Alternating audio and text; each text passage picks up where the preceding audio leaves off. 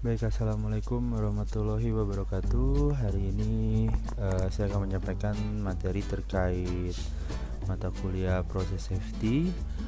Untuk materi hari ini kita akan membahas tentang operating procedure dan juga employee participation and training, yang dimana salah duanya ini diminta di requirement untuk proses safety management di suatu industri. Nah, kita masuk ke operating procedure. Apa yang dimaksud dengan operating procedure? Operating procedure adalah prosedur operasi yang memberikan instruksi atau rincian yang spesifik tentang langkah-langkah yang harus diambil atau diikuti dalam melaksanakan prosedur yang dibutuhkan. Jadi setiap pekerjaan, setiap suatu proses yang dilakukan di suatu industri, baik itu industri kimia, migas, tambang dan lain sebagainya, harus memiliki yang namanya prosedur operasi. Isinya apa? Yaitu isinya adalah instruksi atau langkah-langkah yang harus dilakukan ketika kita melakukan suatu pekerjaan. Nah, instruksi khusus harus mencakup tindakan pencegahan keselamatan yang berlaku dan informasinya sesuai terkait implikasi ketiganya. Nah, di operating procedure ini atau prosedur operasi untuk PSM ini juga harus mencantumkan tindakan-tindakan atau langkah-langkah pencegahan yang terkait dengan aspek ketiganya dan sesuai dengan bahaya dan risiko yang ada pada proses tersebut. Nah, perusahaan atau pengusaha ini harus mengembangkan dan juga menerapkan yang pertama operating procedure yang tertulis. Kenapa harus tertulis? Karena biar bisa dibaca, dimengerti oleh semua pekerja yang berhubungan di sana, pekerja yang bersangkutan yang melakukan suatu proses tersebut. Lalu konsisten dengan informasi terkait proses safety yang ada dan instruksinya harus jelas. Jika memang pekerjanya tidak mengerti bahasa Indonesia, misalnya ini perusahaannya ada di suatu daerah gitu, jadi banyak orang lokalnya di sana dan komunikasi sehari-harinya misalnya menggunakan bahasa daerah, ya buatlah suatu operating procedure dalam bahasa daerah mereka. Yang jelas mereka harus paham dan harus mengerti apa aja yang dijelaskan di operating procedure tersebut. Nah, sehingga setiap proses pekerjaan yang dilakukan bisa berjalan dengan aman. Operating procedure ini juga harus menjelaskan yang pertama tugas yang dilakukan, lalu data yang akan ditulis, dan kondisi operasional yang harus dipertahankan atau yang seharusnya, sampel yang akan dikumpulkan, dan tindakan ketiga yang harus diambil jika suatu saat terjadi keadaan atau kejadian darurat. Misalnya ada overheating atau misalnya tekanan mesin yang tidak stabil dan lain sebagainya. Jadi harus ada tindakan-tindakan pencegahannya dan juga tindakan-tindakan evakuasinya. Operating procedure ini harus akurat secara teknis. Jadi harus ada yang namanya pengujian. Jadi sebelum dibuat operating procedure, maka harus dilakukan pengujian sehingga kita tahu apa yang akan ditulis di operating procedure tersebut. Lalu yang kedua, dapat dipahami oleh karyawan, dapat dipahami oleh semua karyawan atau pekerja yang memang berhubungan langsung dengan pekerjaan tersebut, dan direvisi secara berkala untuk memastikan prosedur tersebut selalu update. Jadi kalau misalnya ada perubahan pekerjaan, ada perubahan bahan, ada perubahan proses, selalu di-update gitu ya. Nah, prosedur ini harus ditinjau oleh staf teknik atau engineering dan personel operasi yang bersangkutan untuk memastikan akurasi dan bahwa prosedur tersebut memberikan instruksi praktis pelaksanaan kerja yang aman. Jadi ketika mau mereview suatu operating procedure, bukan tugas orang K3 secara spesifik, tapi kita minta prosedur ini ditinjau oleh staf teknik, staf engineeringnya, karena terkait mesin gitu, terkait proses dan lain sebagainya, dan juga personil yang bersangkutan, personil yang melakukan pekerjaan proses tersebut, sehingga datanya valid. Oke, langkah-langkah untuk setiap fase operasi. Jadi operating procedure ini juga harus berisi langkah-langkah untuk setiap fase operasi. Mulai dari pertama startup awal mesin, misalnya mesin mulai dinyalakan itu seperti apa, lalu bagaimana cara pengoperasian secara normal, bagaimana cara pengoperasian secara sementara, lalu misalnya jika ada trouble gitu ya, jika ada masalah, ada yang namanya operasi shutdown secara darurat, termasuk kondisi shutdown darurat jika diperlukan, misalnya tiba-tiba tekanannya tidak stabil, mengeluarkan gas dan lain sebagainya, jadi harus di shutdown, atau ada kecelakaan kerja yang melibatkan operasi proses yang terjadi. Yang kelima, adanya operasi darurat. Jadi kalau misalnya dalam keadaan darurat, bagaimana cara mengoperasikan mesin tersebut. Keenam, pemadaman normal, dan ketujuh, startup setelah shutdown darurat. Jadi setelah kendalanya diatasi, lalu penyebabnya diinvestigasi, ketemu gitu ya, dan dinyalakan kembali, maka harus ada prosedur terkait hal tersebut, startup setelah shutdown darurat. Nah, pertimbangan ketiga yang kita masukkan ke dalam operating procedure yang pertama adalah sifat dan bahaya yang ditimbulkan oleh bahan yang digunakan dalam proses.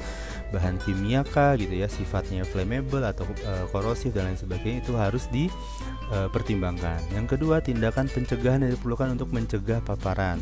Jadi ketika misalnya prosesnya terganggu, monsternya keluar misalnya ya, dan kita harus punya tindakan pencegahan yang perlu dilakukan sesuai dengan sifat dan bahaya yang tadi. Yang ketiga, tindakan pengendalian yang harus diambil jika kontak fisik atau paparan terjadi. Jadi kalau udah terjadi kontak gitu ya, ada petugas yang keracunan dan lain sebagainya, dan lain hal sebagaimanapun yang ada di lapangan, itu bagaimana cara pengendaliannya. Yang keempat, kontrol kualitas untuk bahan baku dan kontrol tingkat persediaan bahan kimia yang berbahaya. Yang kelima, bahaya khusus, dan yang keenam, sistem keselamatan dan fungsinya. Ada panel-panel apa aja di sana, bagaimana, ada nggak tombol untuk shutdownnya dan lain sebagainya, itu harus dipertimbangkan untuk masuk ke dalam operating procedure yang kita buat. Perusahaan harus mengembangkan dan menerapkan praktik kerja yang aman untuk mengendalikan bahaya selama aktivitas kerja, seperti yang pertama, lockout and takeout ya. Lalu confined space entry, izin masuk ruang terbatas, dan pekerjaan lain yang mengandung bahaya dan risiko yang spesifik. Misalnya tadi ada penggunaan bahan kimia yang sifatnya flammable, mudah terbakar. Nah, itu juga harus dilakukan pengendaliannya. Praktik kerja aman ini berlaku baik bagi karyawan perusahaan itu sendiri maupun bagi karyawan kontraktor. Jadi kalau ada perusahaan kontraktor yang mempekerjakan pekerjanya juga untuk membantu operasi di tempat kita, ini juga diberlakukan kepada mereka, seperti itu. Nah, sekarang kita masuk employee participation and training.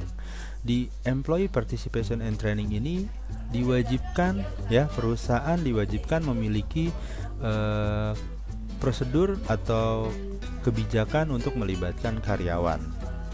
Ya, ini juga sesuai dengan ISO 45001 tahun 2018 yang dimana diminta adanya employee participation.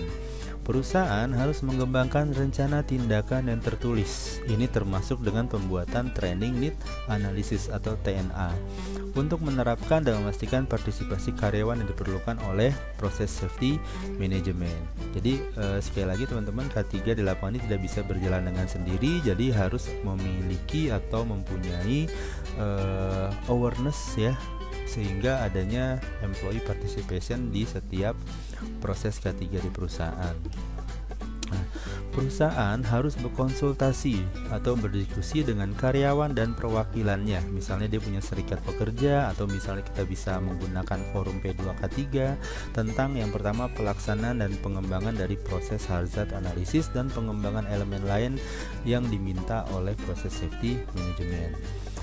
Di sini perusahaan harus memberikan akses kepada karyawan untuk memproses analisis bahaya dan semua informasi yang diperlukan. Makanya pekerjaan K3 di lapangan seperti membuat kira DC, JSA dan lain sebagainya itu harus melibatkan semua pekerja yang berhubungan dengan aktivitas atau pekerjaan tersebut. Nah, kita masuk ke pelatihan awal. Pelatihan awal yaitu penerapan program pelatihan yang efektif, yang tujuannya yang merupakan langkah terpenting yang dapat diambil oleh perusahaan untuk meningkatkan keselamatan karyawan. Makanya itu perlu yang namanya Training Need Analysis ya. PSM atau Process Safety Management ini mengharuskan setiap karyawan yang terlibat terlatih dalam yang pertama, rangkaian proses yang ada. Jadi setiap rangkaian proses yang berlaku dalam proses safety management ini sudah dipahami, sudah dimengerti, dan sudah diketahui bahaya dan resikonya oleh semua karyawan. Dan juga yang pastinya operating prosedurnya juga sudah paham. Nah, pelatihan ini harus mencakup yang pertama bahaya K3 yang spesifik beserta resikonya, lalu operasi darurat termasuk shutdown, dan praktik kerja aman lainnya. Ya, jadi setiap karyawan diberikan pelatihan harus memastikan bahwa pelatihan yang diberikan ada materi-materi terkait yang ada di layar, yaitu bahaya K3 yang spesifik beserta resikonya tergantung dengan tema pelatihan dan untuk siapa pelatihannya, operasi daruratnya termasuk shutdown. Jadi jika ada kejadian gawat darurat, shutdownnya seperti apa, pengendalian seperti apa, sudah bisa dipahami oleh semua karyawan, dan praktek kerja aman lainnya. Selain itu ada yang namanya pelatihan penyegaran atau refresher training. Ya, jadi ketika misalnya trainingnya yang diberikan oleh satu karyawan itu sudah berlangsung lama, nah itu juga harus di refreshment lagi supaya dia tetap mengetahui. Kapan paling lama durasinya? 3 tahun sekali atau lebih. Dalam hal ini lebih ya, misalnya 3 tahun dikasih 2 kali misalnya. Jadi jangan sampai dia hanya dikasih pelatihan untuk satu kali untuk seterusnya, enggak, tapi kita harus berikan refreshment training juga. Hal ini untuk memastikan semua karyawan yang terlibat tetap dan selalu memahami dan mengerti prosedur pengoperasian yang berlaku. Ya, selanjutnya adalah training documentation.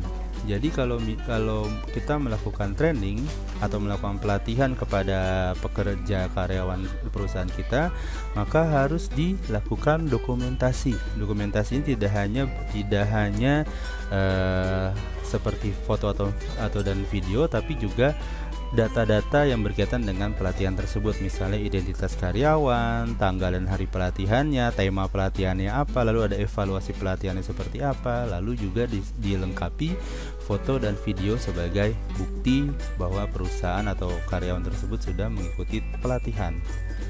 Nah, terima kasih atas waktunya.